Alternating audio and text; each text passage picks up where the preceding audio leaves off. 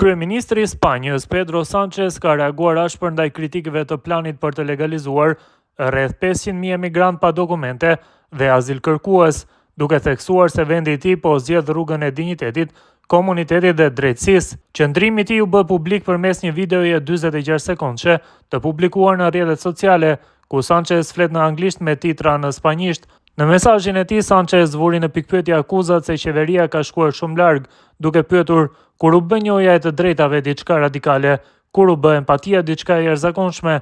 Deklarata e tij erdhi vetëm pak ditë pasi qeveria e koalicionit të udhëhequr nga socialistët miratoi një dekret që synon të rregullojë statusin ligjor të gjysmë milioni personave, i cili pritet të hyjë në fuqi në muajin prill. Nisma ka tërhequr vëmendjen ndërkombëtare pasi përfaqëson një distancim të qartë nga politika dhe retorika anti-emigracion që po parapen në shumë vendet e Europës dhe SBA-s.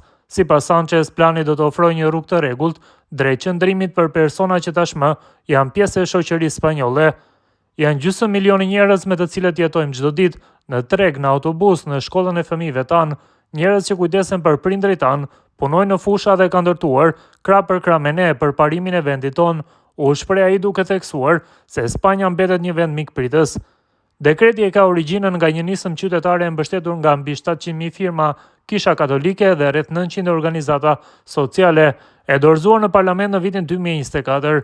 Pas muajsh bllokimi, marrëveshja u zhbllokua javën e kaluar, kur partia e majt Podemos ra dakord të mbështesë planin në këmbim të mbështetjes parlamentare për qeverinë.